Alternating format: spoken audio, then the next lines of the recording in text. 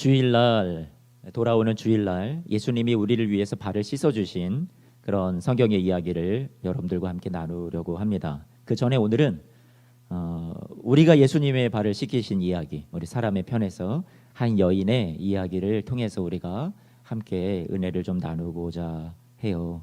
오늘 먼저 본문 말씀의 문맥과 분위기를 살펴야지 오늘 말씀의 그 본의를 우리가 좀 잘 내용을 이해할 수 있게 될 터인데요.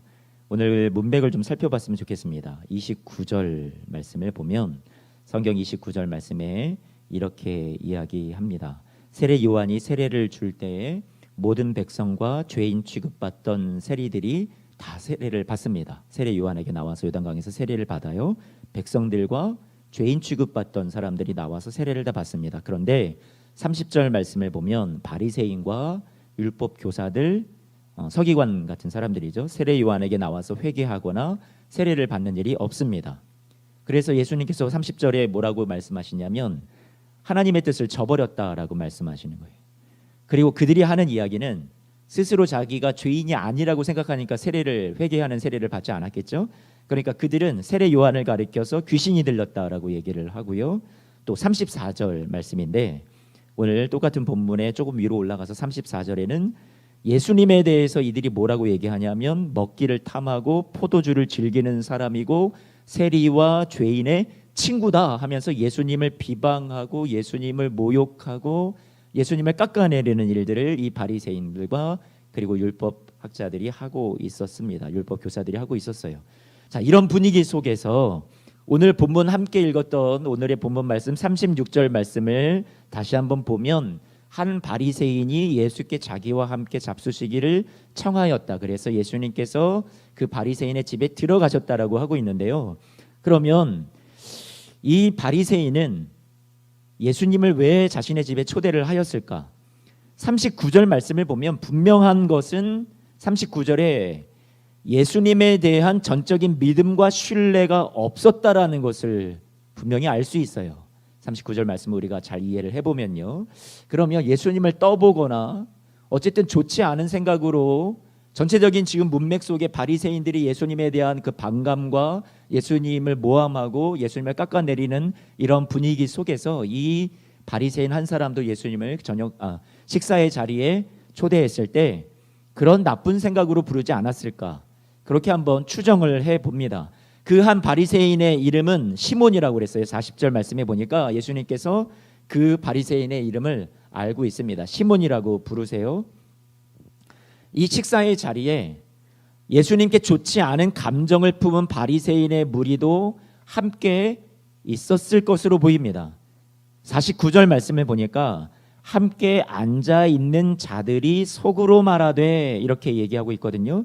그렇다면 그 마을 사람들 중에서 어떤 사람들이 이곳에 식사의 자리에 초대되어서 왔을 수도 있는데 바리새인들이 같이 이 시몬과 함께 무리지어서 이곳에 앉아 있지 않았을까 생각을 해보게 됩니다. 그리고 이 식사의 자리는 당시에 공개적인 식사의 자리였다라는 것을 우리가 또 유추해 볼 수 있는데요. 왜냐하면 37절 말씀에 오늘 말씀에 어찌 보면 주인공이라고 할 수도 있는 한 여인이 이 바리새인의 집에 이렇게 자유롭게 들어와 있는 것을 볼 때 짐작할 수 있을 것 같아요. 그 당시 마을 사람들에게 죄인 취급을 받던 여인이었는데 이 여인도 이 식사의 자리에 예수님의 곁에 지금 찾아왔다는 말이죠. 이런 것을 볼 때 공개적인 식사의 자리였구나. 많은 사람들이 이곳의 식사의 자리에 함께하고 있었구나. 그것을 우리는 알 수 있습니다. 36절 후반부에 보면 예수님께서 이 바리새인의 집에 시몬의 집에 들어가 앉으셨을 때라고 말씀하고 있어요. 자, 여기서 앉았다라고 얘기하는 것은 우리가 유대인들의 어떤 식사의 어떤 관습을 살펴볼 때 보통 이렇게 들어 누워서 그렇게 식사를 하는 그런 이야기를 당대의 문화를 우리가 성경의 이야기들을 통해서 많이 아실 수 있을 것 같아요. 자, 식사의 자리에 본격적으로 들어가시기 전에 그러면 보통 유대인들의 관례라고 한다면 무엇이 있었어야 하냐면 그 절차가 있었어요. 손님을 맞이하는 절차가 있었단 말이죠.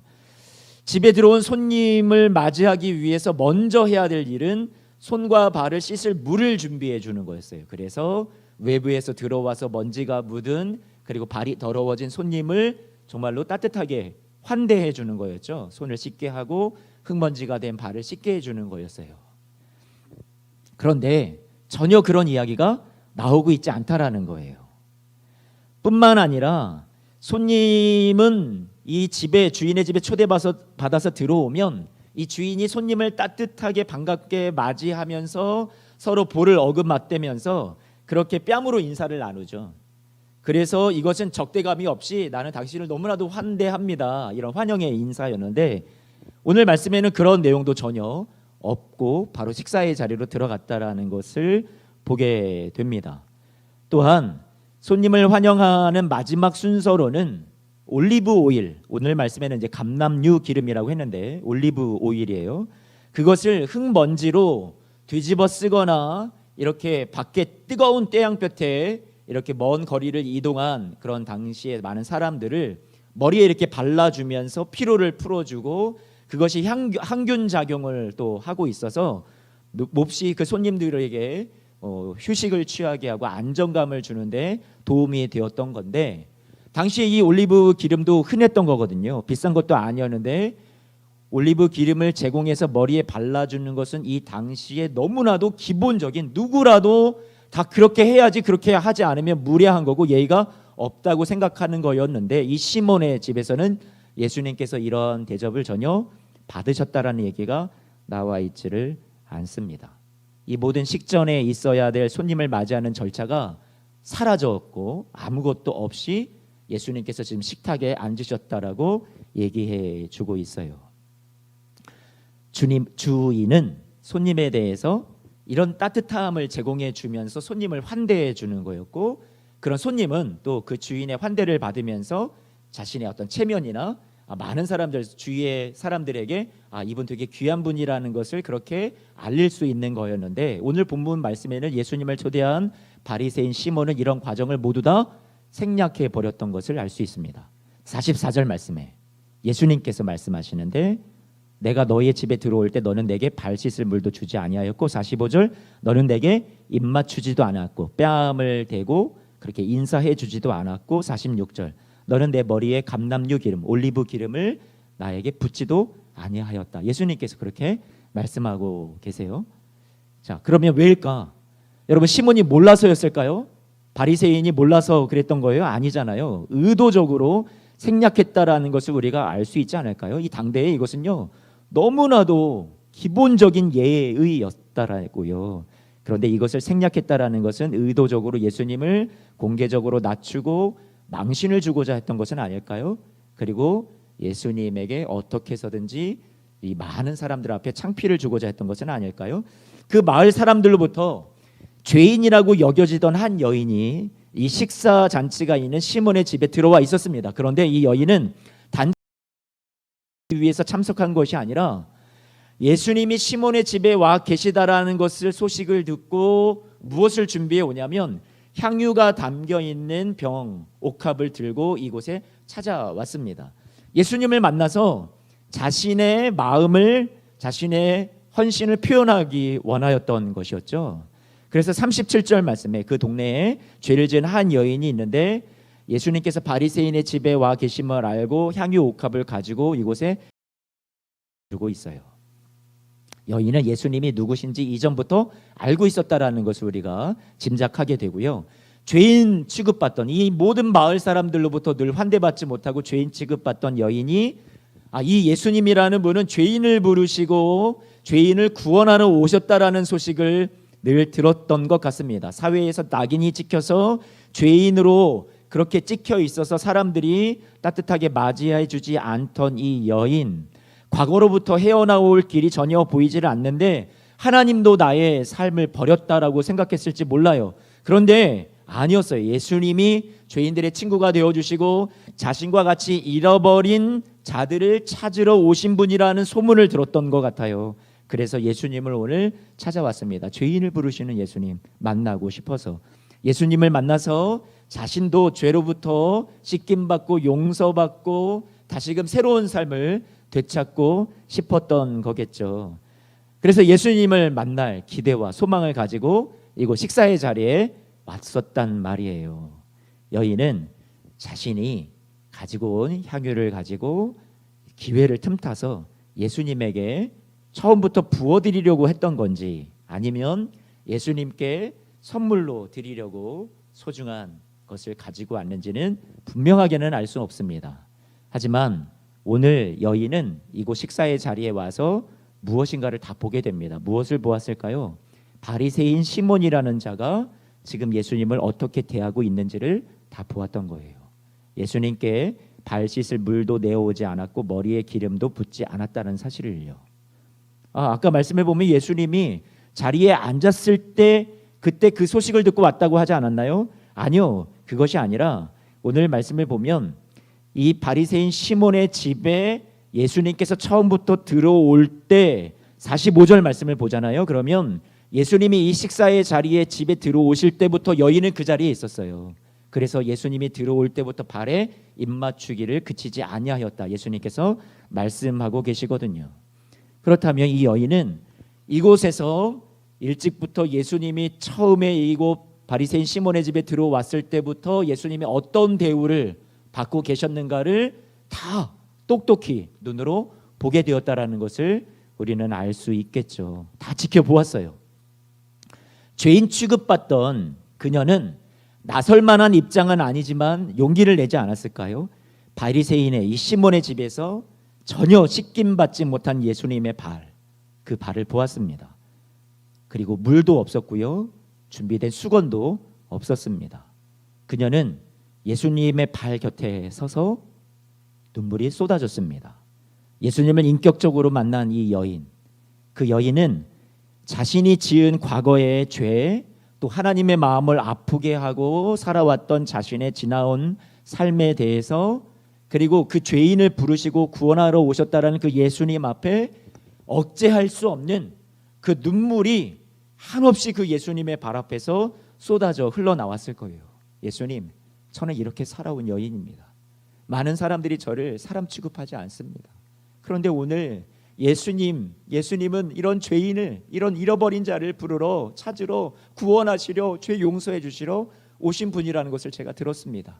많은 말을 하지는 않았지만 그 마음으로 지금 예수님의 발 앞에 나와서 눈물로 자신의 모든 이 소리로 대신할 수 있는 기도를 다 이 눈물에 담아서 예수님 앞에 그렇게 구하지 않았을까요? 주체할 수 없는 눈물이 흘러나왔고요, 그 여인의 눈물이 씻기는 물이 되고 여인의 머리를 풀어서 그것이 수건이 되어서 예수님의 발에 묻어있던 모든 흙먼지와 여정으로 인해서 피곤에 지쳐있을 예수님의 발을 씻겨주는 그러한 모습이 되었습니다. 집주인 시몬도 아무도 예수님을 위해서 섬기지 않고 있었을 때 죄인이라 손가락질 받던 이 여인은 자신이 할 수 있는 최선의 것을 예수님을 위해서 섬겨드립니다.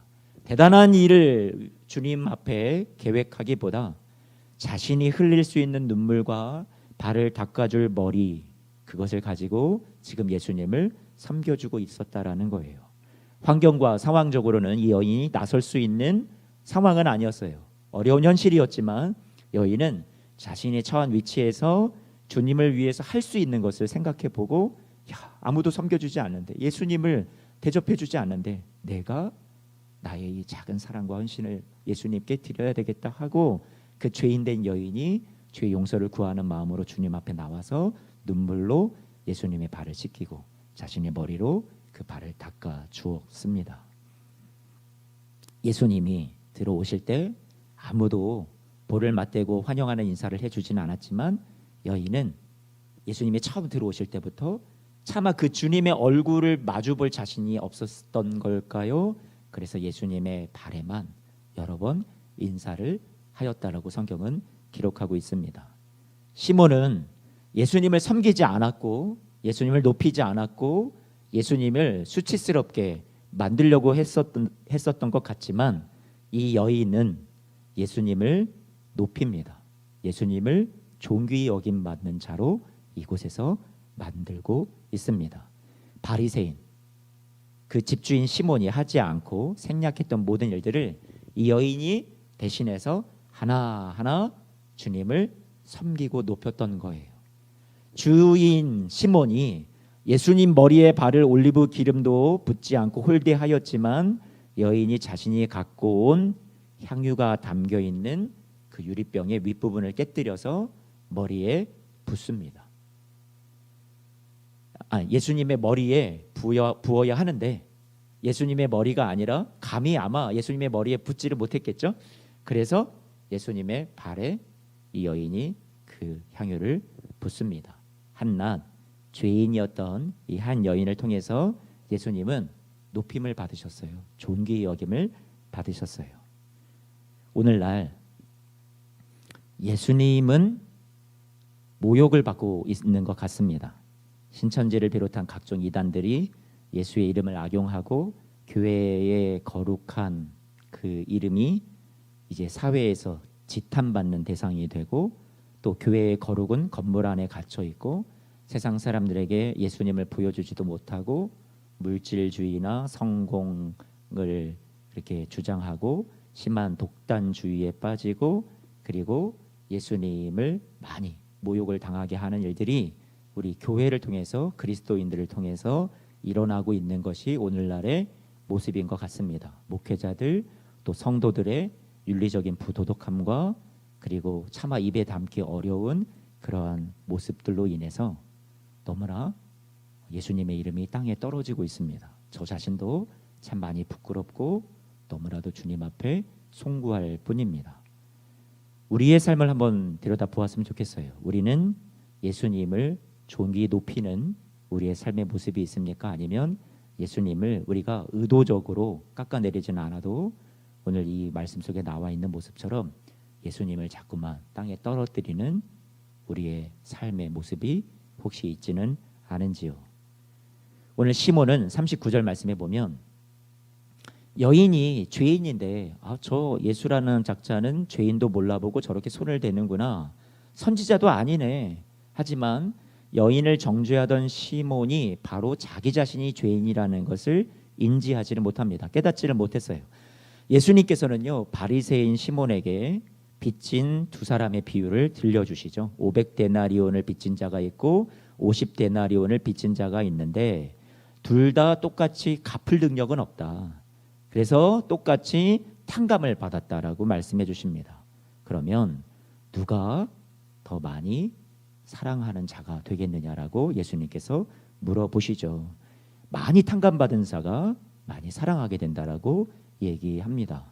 죄인된 여성은, 이 여인은 자신이 죄인이라는 것을 알고 있었던 사람이었고, 바리새인은 자신이 탕감받은 죄인이라는 것을 알지 못합니다. 그러면서 저 여인은 500데나리온을 빚진 죄인과 같은 큰 죄인이고 나는 별로 죄인이 아닌 죄인이야 라고 자신이 죄인됨을 깨닫지 못하는, 똑같이 탕감받고 똑같이 빚진 죄인임에도 불구하고 깨닫지 못하는 죄인의 모습이라는 것을 예수님께서 꼬집어서 이야기를 해 주시죠.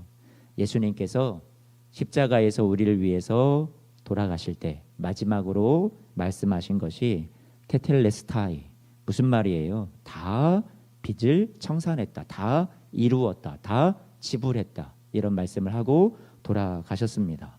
오늘날 저와 여러분들도 모든 빚을 주님께서 다 탕감해 주신, 우리는 그런 은혜 받은 자임을 우리가 잊지 않아야 됩니다. 우리가 그것을 놓쳐서는 안 될 거예요. 오늘 바리새인 시몬처럼 내가 죄인임을 깨닫지 못했던 자처럼 우리도 주님 앞에 엄청난 빚을 탕감받은 자라는 것을 우리가 망각하지 않고 살아갔으면 좋겠어요. 오늘 말씀에 나온 여인처럼 내가 죄인임을 깨닫고 그 죄인된 마음으로 주님 앞에 나와서 하염없는 눈물을 주님 앞에 드릴 수 있는, 그 눈물로 주님의 발을 씻길 수 있는 우리, 오늘 이곳 예배의 자리가 되었으면 좋겠어요. 주님이 계신 예배의 처소에 나와서 주님 앞에 여러분들이 드릴 눈물은 무엇입니까? 주의 발 앞에서 내가 주님 앞에, 주님 제가 죄인입니다, 주님의 은혜를 깨닫고 나를 구원하러 오신 그 주님의 사랑을 깨닫고 내가 흘리고 내가 쏟아야 될 눈물은 무엇입니까? 예수님께서 우리의 죄값을 치르기 위해서 놀라운 희생을, 또 놀라운 사랑을 베풀어 주신 것을 우리가 정말로 깨닫는다면 우리는 사랑할 수밖에 없을 거예요. 더 더 많이 우리 안에서 감사가 흘러나오게 될 수밖에 없을 거예요. 예수님께서 많이 탕감받은 사람이 많이 사랑한다라고 말씀해 주고 계십니다. 우리는 어떤가요? 오늘 본문 말씀에서 바리새인 시몬의 모습에서 저의 모습을 봅니다. 여러분들의 모습도 있나요? 바리새인은 자신이 죄인인 줄을 알지 못했습니다. 자신이 용서받아야 될 자라는 것도 깨닫지 못했습니다. 예수님 앞에 나왔지만 그 예수님을 섬기고 예수님을 예배해야 되는 그런 주님으로 인식하지는 못했습니다. 그 예수님을 홀대합니다. 발 씻을 물도 주지 않고 입맞춤도 하지 않고 감람유, 올리브 기름도 예수님에게 붓지 아니하였습니다. 47절 말씀에 이러므로 내가 내게 말하노니 그의 많은 죄가 사하여졌도다. 이는 그의 사랑함이 많음이라. 사함을 받은 일이 적은 자는 적게 사랑하느니라. 여러분, 다시 말하면 이런 표현이 되는 거예요.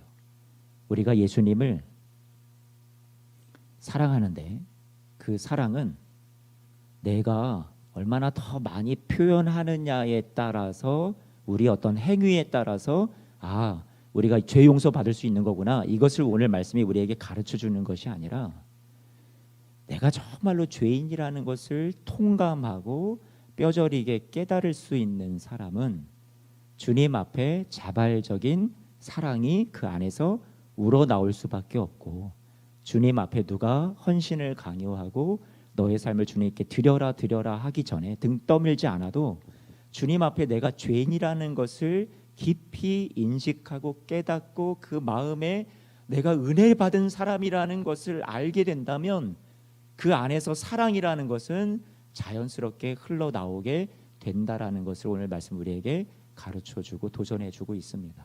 그렇다면 반대로 우리가 한번 반증해 보죠. 오늘 우리는 주님 앞에 얼마나 많은 사랑을 표현하고 있습니까?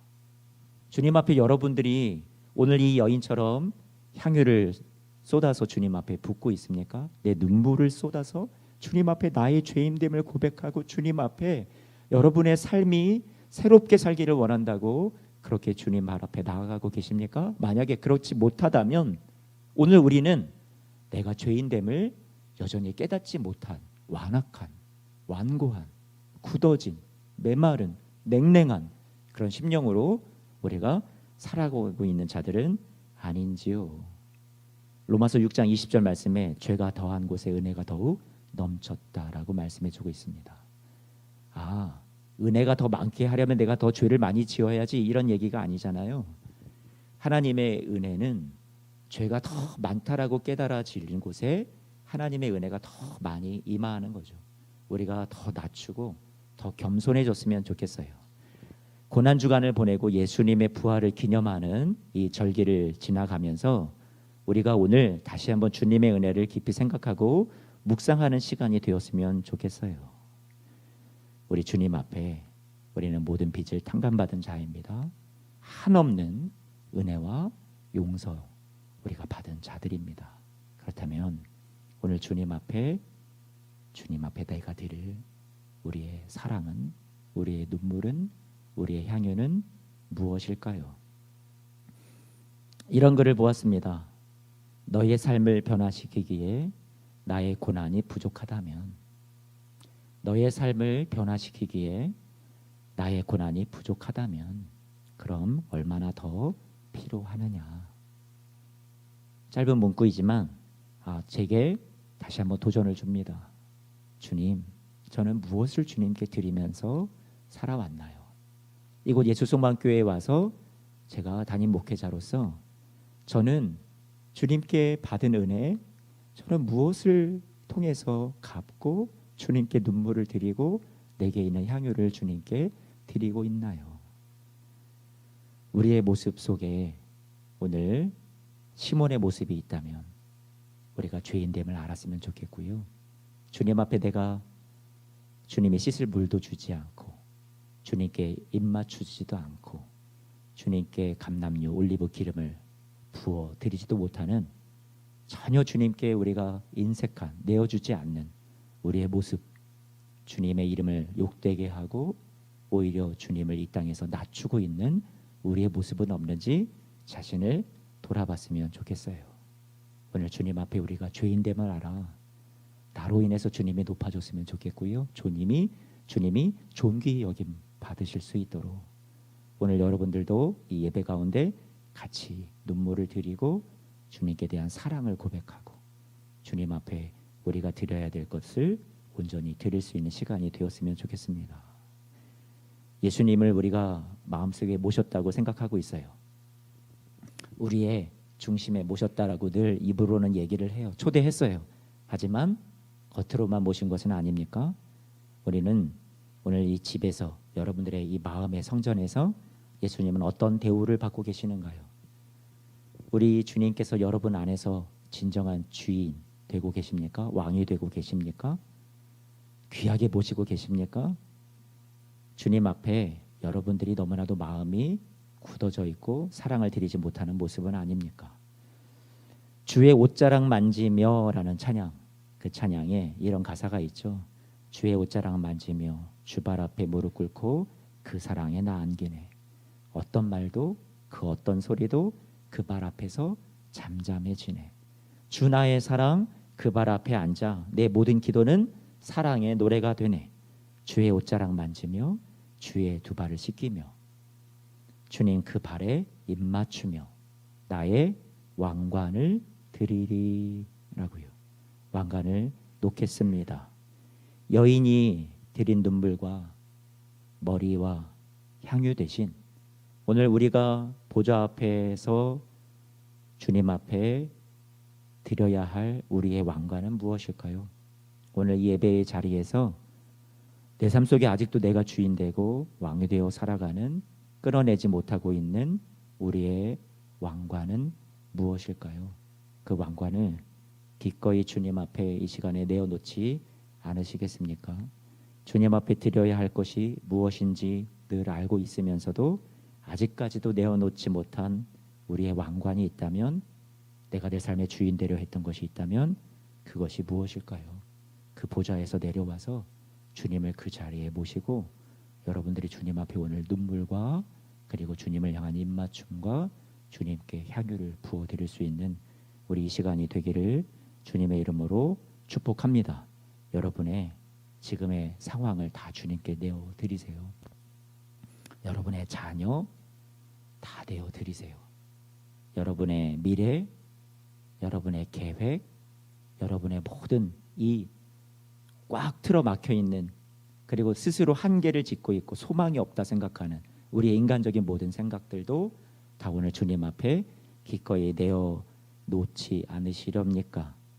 오늘 주님께 여러분 갖고 있는 향유를 깨뜨렸으면 좋겠어요. 뭐 향유를 가지고 뭐 헌금을 많이 하십시오. 저 지금 그런 얘기하는 게 아니에요, 여러분.